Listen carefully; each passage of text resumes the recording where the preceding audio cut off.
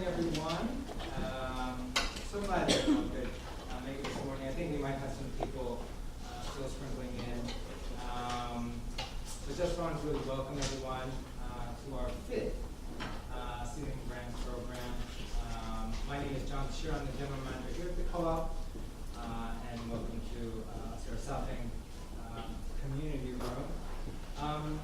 In just a moment, I'll be introducing the mayor and then following Secretary Tevis. But just to say that we are always so excited every year to really have this event. Not because it's just before it starts getting warmer. Although I did hear it was going to get into the 50s later this week. But really just acknowledging the great work that not just the 7 grantees have successfully received grants for this year, but also for all the applications that come in. I know with our grants committee, many which are here, it's always a very difficult decision to decide who to give the grants to.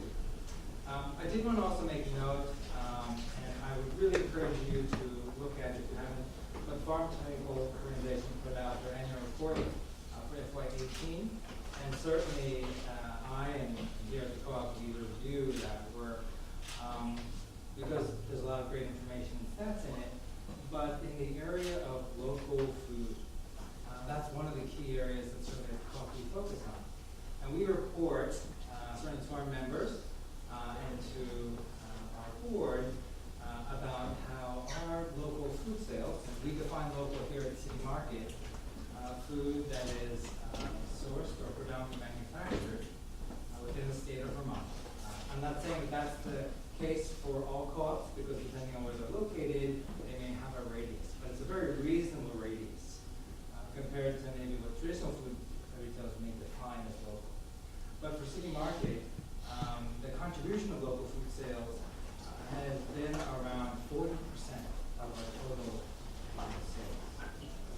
And that's a number that we are extremely proud of because that means that we are really serving our local community. We are working closely with our local farmers and our vendors. So whether it be maple syrup, which hopefully will rest moving, gets a little bit warmer, but also looking at the various types of produce and other products that we source here in the state of Vermont. And this work really taps into how we best serve the community through local food sources. I know there are a lot of wonderful stories that we'll hear today from the various organizations. But the other stat that really I wanted to point to as it relates to the farm to table item report is that when they looked at gluten food within Vermont, about 13% of that is coming from local. And within that 13%, approximately 14 co-ops through about 15 different locations make up about 12 to 13% of that local food, which ends up to be about 42 million in sales.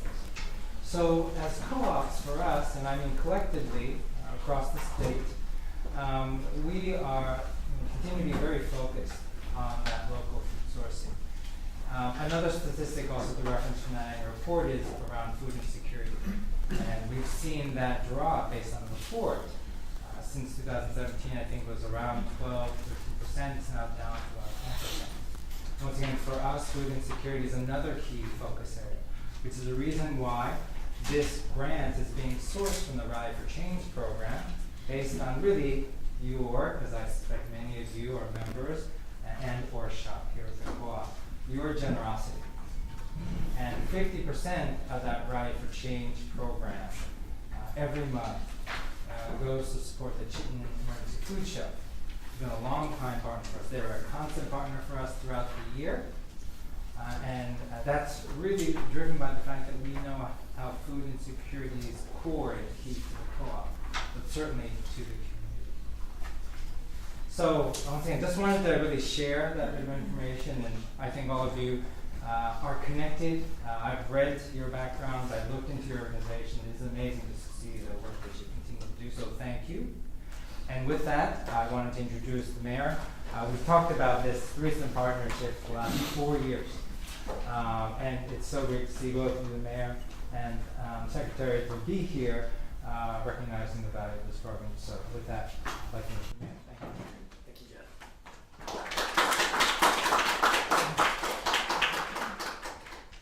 Well, thank you, John. It is it's exciting to be with you this morning. It is one of the few times a year you can count on seeing Secretary Tebbets. Welcome to Burlington. We don't always get to overlap on issues, although there is, of course, a big tie-in between what's happening in Vermont's fields and farms and what happens here in Burlington. And this is one of the days we get to recognize that and talk about it a little bit. So let me say congratulations to all the award winners. It's a great group of organizations and initiatives being recognized once again. Thank you all for your innovation and creativity and hard work.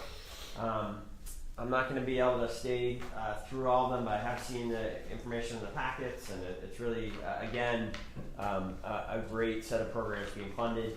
I will specifically say I enjoyed seeing that the Health Centers of Burlington are being recognized for and funded for this winter warming shelter community meals effort, and that is an initiative that directly the city has worked on since its founding, since the creation of this winter warming shelter. We're in our 5th year now, Kim, is it? Is it the 4th? It's a 5th, right? Third with the Health Centers. Right, 5th overall. Yeah. So, and that is one of the great things, I think, successes of this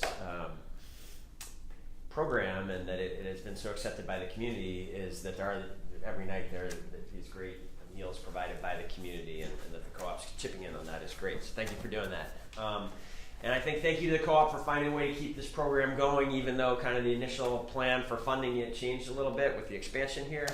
That you have found a way to continue to funding this is, I think, a sign of the co-op's commitment to be this force for good in the community, which is really something that has defined the co-op since its start.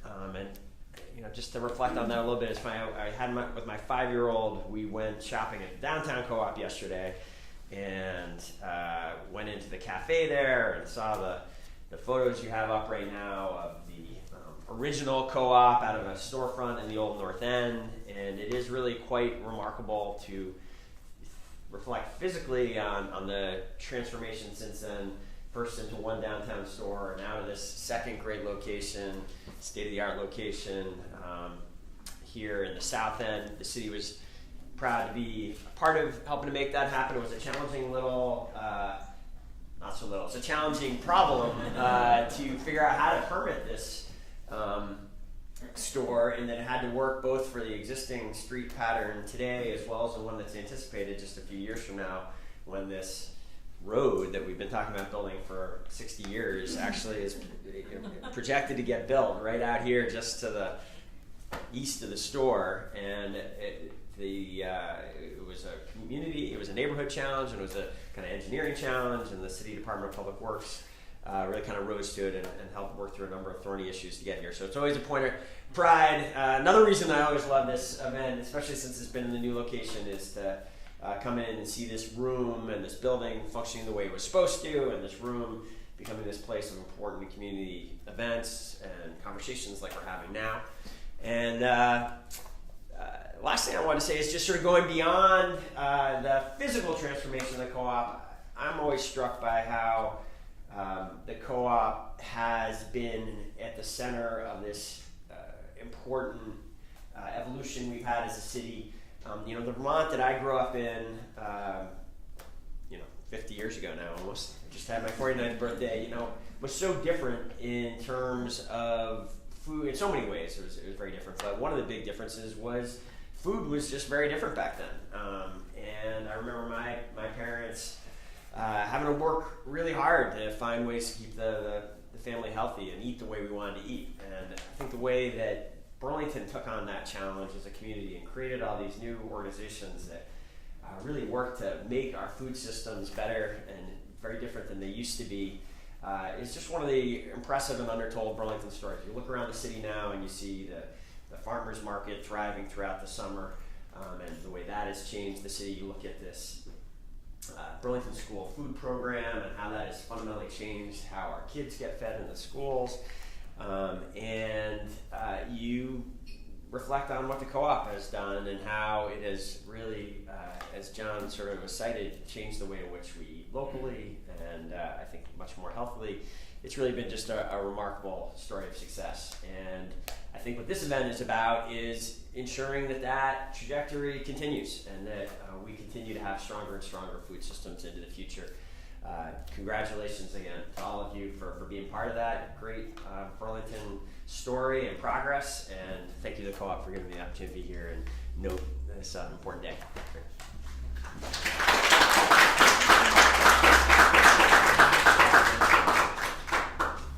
So next, I did want to introduce the Secretary for just a moment. One of the interesting stories that I did want to share, and I remember this very clearly, Secretary Pevitz, that when we opened the South End store, the request from the Secretary was, John, I'll come to the event, that's fine, it's great, and certainly the Secretary had been also to our event when we were hosting it in downtown. But he had very much wanted to say, can I get a behind-the-scenes tour of the store before the event? I said, absolutely, and so we were touring. And one of the things that the Secretary shared with me was that, I like to cook, and actually we were talking about our teaching kitchen right next door.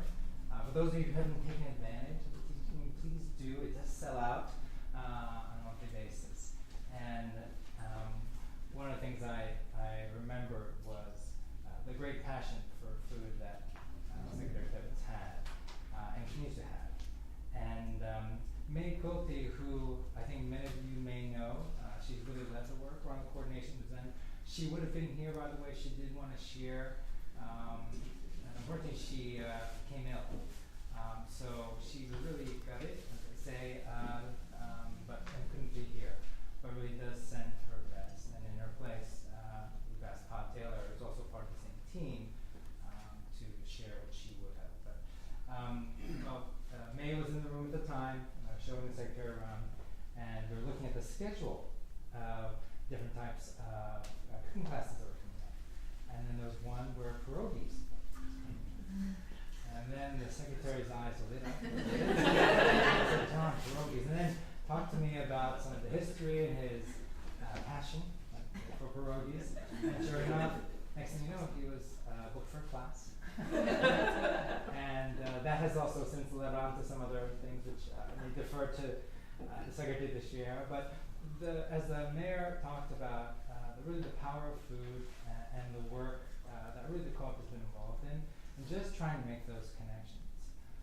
And really food really brings so many parties together in a way that ultimately ends up being, I think, very beneficial, constructive, and collaborative across the community. And to hear even that story about how the pierogi cooking class led to some other things is really something that really tickles us in many ways, because I think all of us understand the value of food, the challenges with really being able to access and make healthy food options available across the community, and that continues to be a challenge.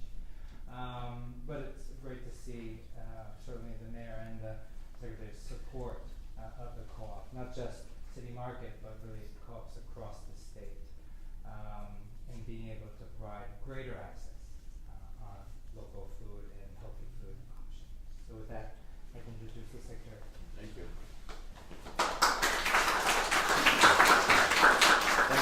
Thank you, John. And yes, I did take the pierogi class, and it's just the cabbage one. Stay away from cabbage. Trying to make cabbage pierogi, it's too slippery or whatever.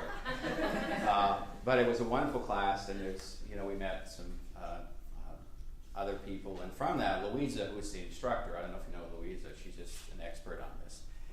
She, after that, got a job at one of the fraternities at UVM. Now, talk about a deal at UVM and the food that they now are blessed with at the colleges. Louisa is the chef for the agriculture fraternity there. So she invited, through that, she invited me to come over and meet some of the UVM students and the instructors, and she served a gourmet meal, a Polish gourmet meal from that, and I got a chance to meet all the young 20-somethings that have every night at 6 o'clock the bell rings and they get a gourmet meal from Louisa. Just incredible. And from that, they decided they wanted to induct me into an honorary member of this fraternity. So, as John mentioned, the power of these little connections throughout the thing. And I think the exit plan is in 20 or 30 years. I'm thinking that I've got another friend who's really into pierogies. We're going to form a pierogi company, and we're trying to come up with the name. And the best one we can come up with right now is Piles of Pierogies. So that's where we're at right now. But anyway, if you get a chance, take advantage of taking a course. I think my next thing is I'm trying to think about lamb. I think we've got some wonderful lamb farmers, producers out there, and I'm thinking we need to do something with shepherd's pie. So that's my next thing I'm thinking about. Anyway, all about food and relationships. Thank you for your leadership. Congratulations to all the folks here who are going to receive grants. It's meaningful. What you're going to do is you're going to help your communities with these programs, a wide array of different programs. And I also want to thank the co-op and the board and all the members because what you are doing is you're helping our farmers. You have the population. We have a nice center of a population. And John talked about, well, maybe we don't have a lot of farmers right here, but what you're doing is really, really meaningful because you're providing them a stable, secure market for what they do, whether it's selling yogurt, whether it's vegetables, whether it's some new product that's coming online. It's really, really meaningful with your 2 stores. So that's important. And Mayor, also thank you for your leadership with the Intervale. Some of our new farmers are getting their start there. We visited a number of them. Right now, we've got tons of snow, and you guys don't have as much snow as I have in Cabot, but you have a ton of snow out here. But I know down at the Intervale, there's probably some seedlings that are underway, and there's spring is going to be upon us, and that's very important as well. And I think the mission of the city market and what we're doing at the agency is very, very similar. And I just want to share you how important agriculture is to our food system. Just some statistics. Dairy products in Vermont, $1.3 billion in annual sales. And I know a number of our early dairy producers get their start here, and that's very important. If they can make it here, they can go to another place. And I know you have, over the years, have welcomed just about anyone that has a valuable product and they get their start here. Fruits and veggies, in 2012, about $35 million in sales. Vermont produces about half of the maple syrup in the United States. Off to a slow start this year, but we're going to catch up. But about half the crop made in Vermont in the United States. 63% of all the milk produced in New England. 63% of all the milk in New England is produced in Vermont. And we have more than 12,000 farmers and farm operators. So what you're doing here is you're supporting local agriculture. You're also giving access to folks, and you're creating important markets for all of us. And our mission at the agency is this mission that you have here as well, which is to strengthen the local economy, make Vermont more affordable for a place to live, and you also are serving some of the most vulnerable populations. So thank you for your leadership. We look forward to seeing the grants in the field and meeting all the folks, and great work is going to come from this, and appreciate it. Thank you very much.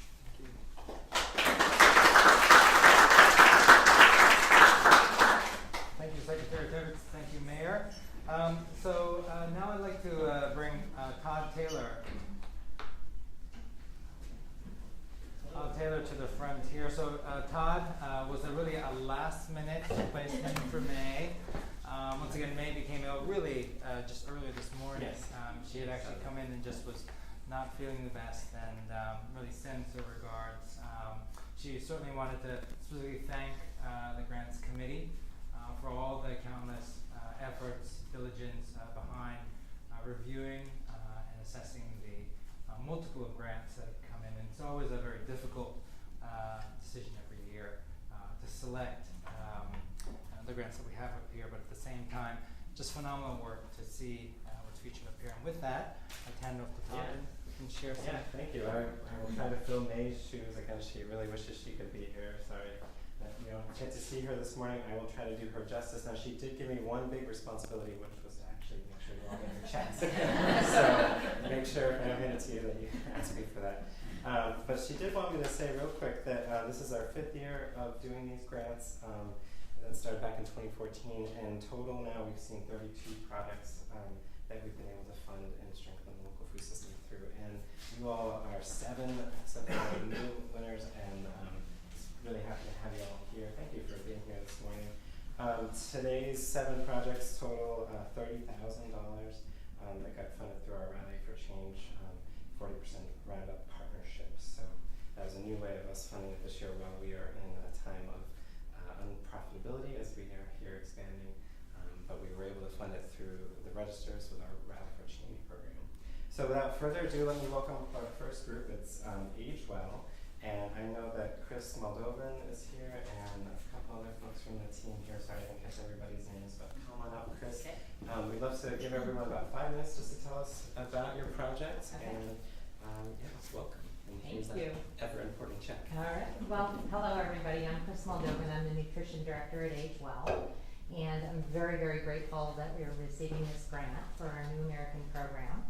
I did bring a couple members of our team. I'll introduce them in just a moment. But what we do is we have a senior or older Vermonter meal site at the Champlain Senior Center in Burlington on Wednesdays and at the Winooski Senior Center on Fridays. And what that means is we invite people who are new to the community, or if maybe they've been here for a few years, acclimating, trying to become part of the community. And as you know, we serve senior meals, so we want to provide nutritious meals that meet their needs, but also get them out of the house, out of their living situations, to socialize, to be less isolated. And so over the years, we developed a program to provide meals that meet the Older Americans Act guideline for nutrition, and we sent, meatloaf and shepherd's pie, and we didn't do pierogies, but we did all kinds of different things. And we invited the New Americans to come and participate, and they came, and they were very happy and grateful, but they didn't eat the food. And we kept saying, why are they not eating the food? Everybody likes the food, what's going on? And so we kind of looked into it, we studied it, we tried to work with the community.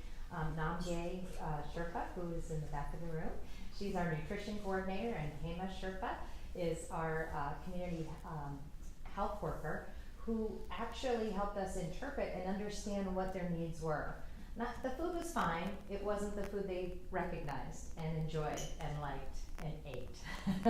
So what we did was we found 2 people who could cook the food that was most culturally appropriate. So we don't do pierogies, but we do momos sometimes, and they are fabulous. We have a gentleman named Manaj Palumai who cooks in the Winooski site, and Dali Maya Manjar who cooks in the Burlington site.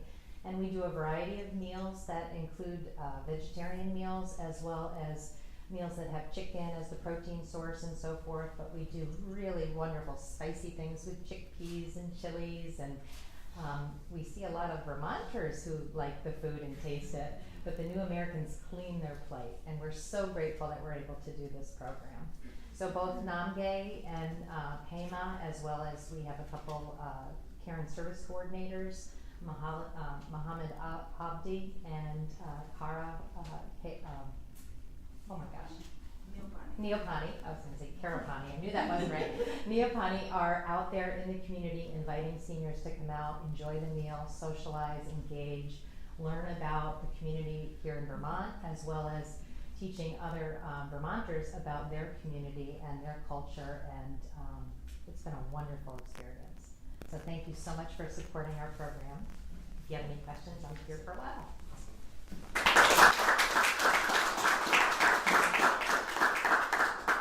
Okay, next we have folks from the Community Health Centers of Burlington. We have Kim Anderson and Alex Allen.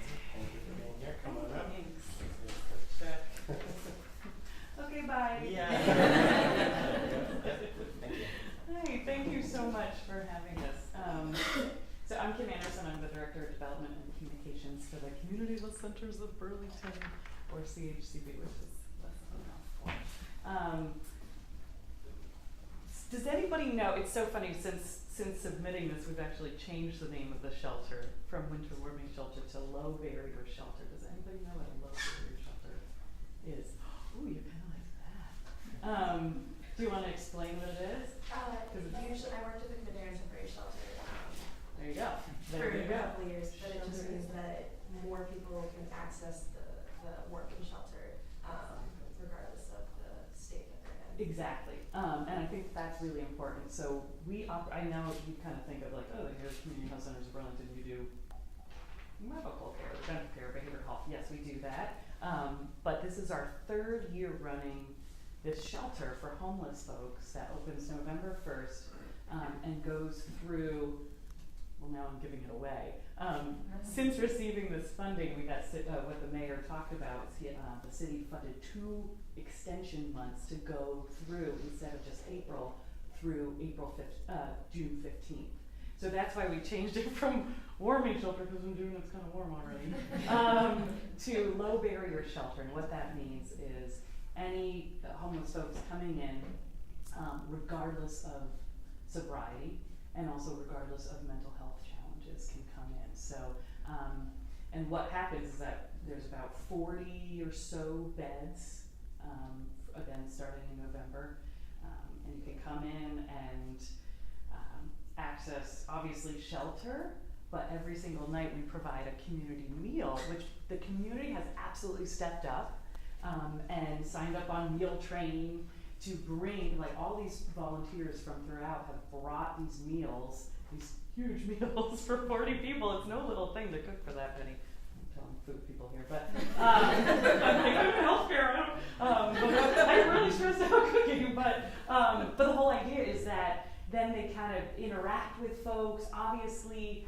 our staff can connect them with the services that we provide as a healthcare agency, any sort of addiction treatment, any sort of counseling, those sort of things. So, but since the extension, we were a little bit nervous. People sign up a lot of the times during that fun giving season, end of the year, Christmas time, holiday time. But we were thinking, oh boy, what if people don't sign up on Meal Train from April until June? So we were a little bit nervous about that. But also, I'm going to say this as I wrote it in the grant because it's more diplomatic. Most of the donated meals are pasta-based, and while these carbohydrates are filling, they're not providing the broad range of nutrients necessary to supporting the health and immunity that our homeless patients are disproportionately struggling to maintain. Is that a diplomatic way of saying it? We would love to supplement using this funding fruits and vegetables, and we love a good baked ziti, but I think our philosophy at the health center, I'm going to talk quickly, is the idea of treating people with dignity and respect and meeting them where they are. And the idea of giving them fresh food, fresh vegetables, and sort of these nutrients that we all need to be healthy. I think that says something to them as well, and that actually, of course, that helps them with their own self-respect if we give that to them too. So that's what that does, and we're excited to see where it goes. I think eventually, the mayor will probably talk about it being a year-long program, so we'll obviously be always asking to go out for Seedling grants. But we'll see where this goes. It's pretty transformational in making sure our most vulnerable folks are being cared for and getting the services and health and nutrients that they need. So that's it. I have info sheets if you guys want, because you can all donate meals. So that I don't stress out about making ziti. Thank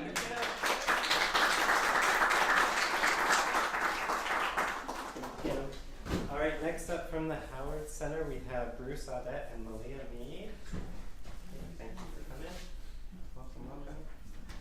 Alrighty. Thank you. Welcome very much. Kim, I'm so excited to hear about your grant. I remember the first year that COTS opened up the warming shelter. That night I made so many peanut butter jelly sandwiches. Which is awesome. Yes. Love peanut butter jelly sandwiches, but very excited for the greens and whatnot. Maybe I should do that then. I could do that. Yeah. Why did I do Stack them up, they get really high. That's brilliant. I'm also very excited for the Barrett School because we similarly have a grant. We have a garden in the back of our school that the school gets to use. The whole building gets to see. Different community members get to see. The kiddos get really excited when they see that they've grown something, which is amazing to see. Over the summer, the staff usually do a basil party because all of our basil is about to bolt because it's been going since who knows how long, and so we get together and we made pesto pasta this year, which was pretty cool. A lot of the stuff in the garden gets to go to the kitchens, and soups and stuff the kids get to eat, so they actually get to eat their own stuff that they get to grow. Jess sent out emails to classes they're about to put together what they want to see in the garden and what they want to see the garden do this year, which is really exciting. And then the project that we're really looking forward to doing is getting more beds so that we can make sure every class gets to see what they want to see. It's not all jammed together because happy plants are spread out plants. And so we're hoping to do a couple more gardens, especially like a high-rise garden where you don't have to kneel down for some of our community members and otherwise. But we're so excited just to keep up the amazing work we do and to do a little bit more. And thank you so much to City Market for letting us continue to do that. Thank you.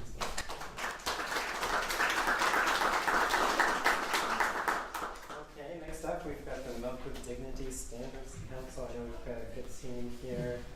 Tom and Vincent and Rafaela and Austin. Thank you for being here. Thank you so much. Yeah, thank you. Thank you so much to City Market, everybody, for being here. We're really grateful for the support and to be part of this nice day. So my name is Tom Fritchie. I'm the director of the Milk with Dignity Standards Council. Rafaela, Austin, and Vincent are here as well. Our team has the job of working together with farm workers and farmers to ensure that the standards in the Milk with Dignity Code of Conduct for working and housing conditions are met on participating dairy farms. So folks may know that the program originated with a community-based group here in Vermont called Migrant Justice, which has membership in the dairy farm worker community. And they had a big breakthrough in getting the program off the ground when in October 2017, they and Ben and Jerry's signed an agreement that the Milk with Dignity Code of Conduct and the program would be implemented on dairy farms in Ben and Jerry's supply chain. So since then, we've been making a lot of progress. 71 participating dairy farms enrolled in the program. And on all of those farms, our team did an orientation with farm owners about how the program works. And then on all those farms that employ at least one non-family employee, essentially, Migrant Justice did a worker-to-worker training on their employees' rights and responsibilities under the program.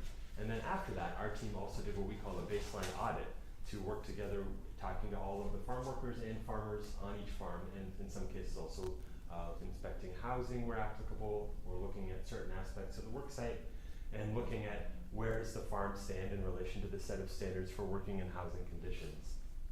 And so from there, all kinds of great steps forward have taken off. The goal of the program is that in any areas where there's a farm that's not already meeting those standards for working and housing conditions, we'll work together to come up with corrective actions or action plans essentially to move towards those standards. And so we've been hard at work with that process all through the year.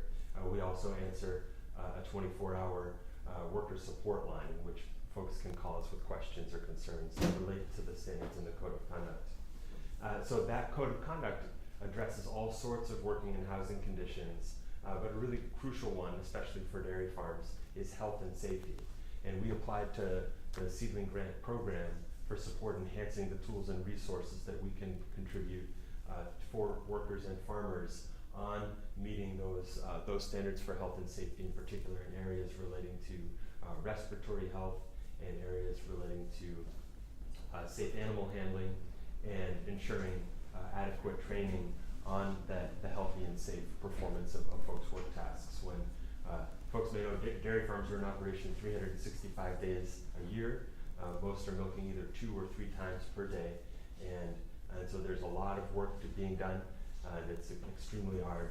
And there are a wide range of potential things that can cause you health problems. And so we're working with folks on taking a look at that. And so we're really grateful for the support from City Market and the Seedling Grant to help move that piece of the program another step forward. So thanks again to everybody for being here and for all the support.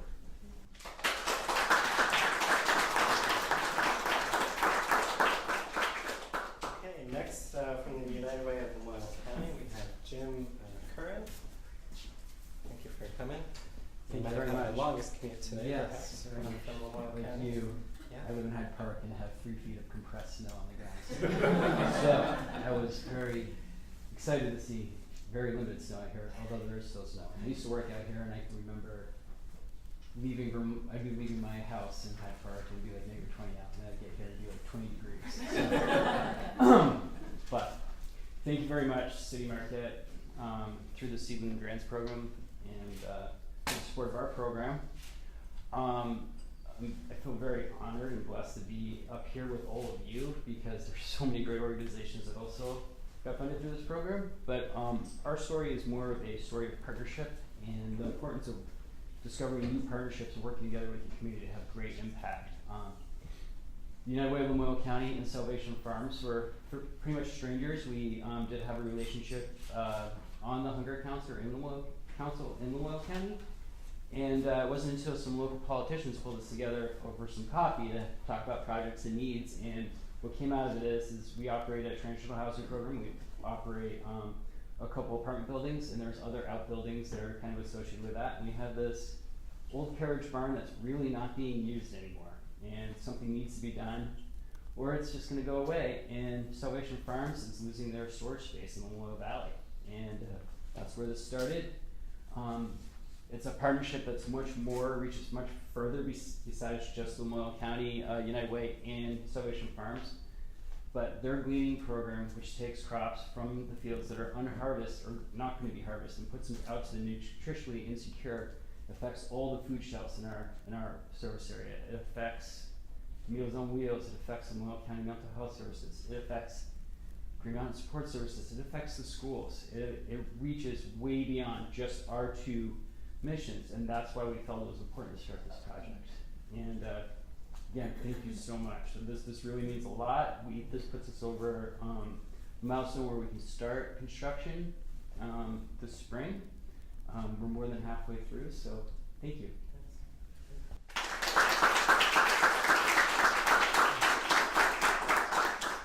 Okay, next from UVM Plant Soil Sciences, we have Edward Marquez and Eric von Wetberg. Thank you so much. Thank you. Hello, everyone. First and foremost, I want to say thank you to City Market for making this possible.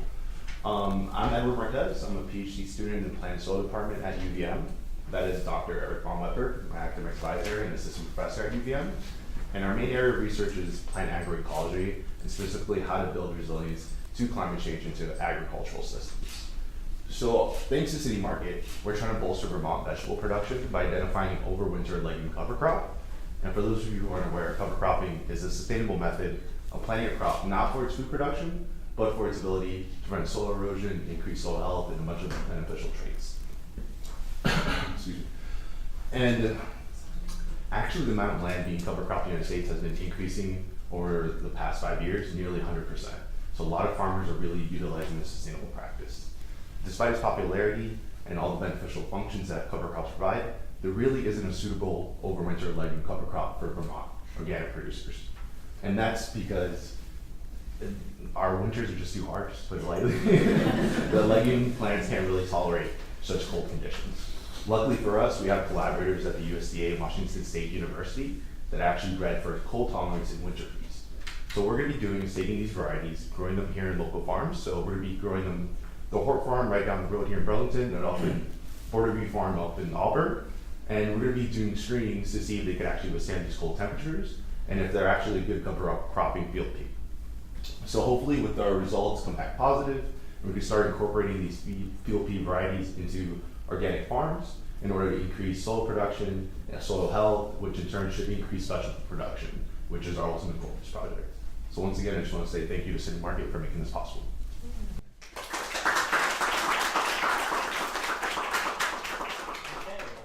up is Kate Nugent from the Winooski Partnership for Prevention. Come on up.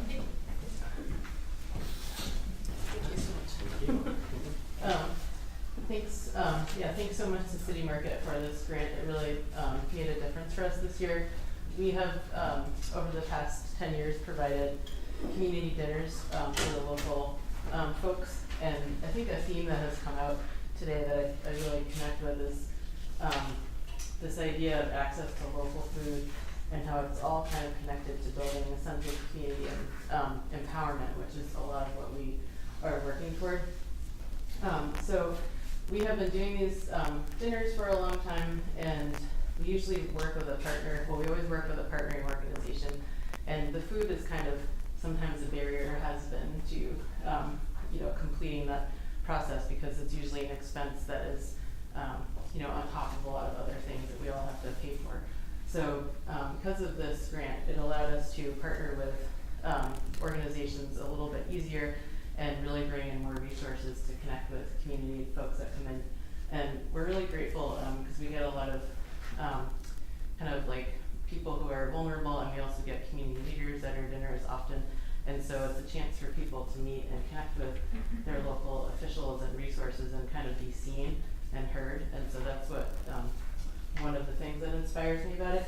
And it also allows us to connect resources to people who might have traditionally be a little bit hesitant to reach out to more traditional places for help. And so then they get to connect with people, and it becomes less scary. And so it's just a great situation. So we're really grateful. And then the healthy food piece too, I think that's key, because when you're on a very tight budget, it's not exactly economical always to provide vegetables, but because of this, we're able to reach out to more local local caterers who do more local food.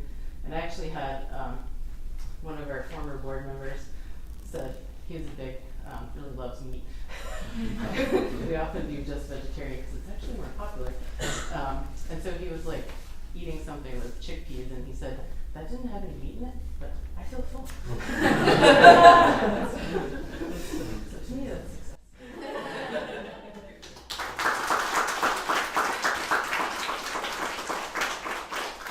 Thank you, everyone, for telling us about your project. So many great things. Now, I'd be remiss if I didn't recognize the grant committee members that are here in the room today that helped to select all of you. If you were part of that committee, could you raise your hands so everyone knows who you are? Thank you. These folks are all just members of City Market, volunteering to be on the committee to help us figure out who should be receiving the awards. They had the task this year of reviewing 15 applications to select the 7 of you. And it's a sizable commitment, 2 years. They met 4 times throughout the summer of 2018 to review the applications and make their selections, so thank you for that. After selecting, the proposals were then submitted to the board, our board of directors for the co-op, who then approved them in September. Let's see. And I want to tell you a little bit about next year's grant opportunity. We're just opening the application this morning. Anyone can access that and get it on our website. The exciting news this year is that we were able to go from $30,000 in our grant pool up to $40,000 this year. So that's an exciting development. And how we're doing that is by increasing the Rally for Change slice that we'll pull out. I mentioned Rally for Change a little bit at the beginning, and what that is just at the registers, anyone can round up their total to the next whole dollar amount. And it's pennies at a time. It doesn't add up for the individual, but it does add up to $40,000 in grant funding that we can then disperse. Regularly, that money also goes out to other nonprofits. We have a 10% recipient every month and a 40% recipient. And this year we're going to do the Seedling Grants at the 50% recipient for, I believe, 4 times. I might not have that fully right. But the grant application period is open now through the end of June 28th, 5 p.m. And any grant proposals can be submitted from $500 to $7,500. So if you have new projects or know folks that also in the nonprofit community, feel free to tell them about this. It's a great opportunity for sure. Let's see. John, did I miss anything? No, I think that's all good. Okay. And what Todd shared was accurate.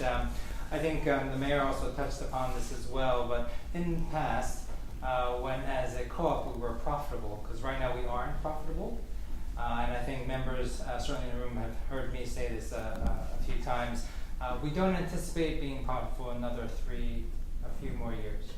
That's really driven by what you're in now, and that is investment here in the South End store. At the same time, I've reassured members and certainly the board that we, for our first year in terms of sales forecast, we were ahead of what we forecasted. That's always a good sign for such a large project. It was the largest co-op expanded project in the country. The project was about $20 million, including the purchase of the land, the cleanup of this land. It's never been cleaner, this land. Quite seriously, because it was quite toxic before that. And then also the building of this building. But we are also ahead at this point of our second year sales forecast, which is another good sign. And so obviously as a co-op we would like to get back to profitability. But until we do get back to profitability, we won't have patronage refund checks. And I know members are so deeply passionate about saying, John, where's my check? And I'm like, ooh, did you not hear me last couple of times? But but all that being said, what we had traditionally done was that we took some of the cash patronage refund checks. So we have very generous members who say, I don't need an amount, I'm really looking to the co-op to invest that into something very beneficial. And that's how the Seedling Grant Program started. So once again, without that, we had discussed, what and how can we continue to fund this initiative because of its importance. And as many of you know, especially longtime members, as a co-op, granted, we are a food retailer, we are mission driven. And so what may, in the likes of sort of the general public, seem like not a very good business idea, to us, this initiative really means a tremendous amount in terms of what we stand for. And that is around addressing and strengthening local food systems, addressing food insecurity, and ultimately serving this community. And so we are committed to this for the long term, regardless of our financial situation. And there are a number of other programs that you may also know about how we work with farmers and vendors. And we have a producer loan fund. We almost act like a bank to increase the capacity of some of our vendors so that they can produce product not just for us, but even for other retailers. And as long as they thrive, I like to say karmically it will come back to us, but also the economy will get stronger. And certainly that will come back to all of us in some form or fashion. So once again, just wanted to really thank you all for taking the time and doing such amazing work. It's great to be part of this work and be able to support it. And really I just wanted to take the rest of the opportunity for people to mingle. I think we'd like to take a picture up here of everyone. I also did want to call out sort of 2 or 3 other people in the room that are obviously being quiet.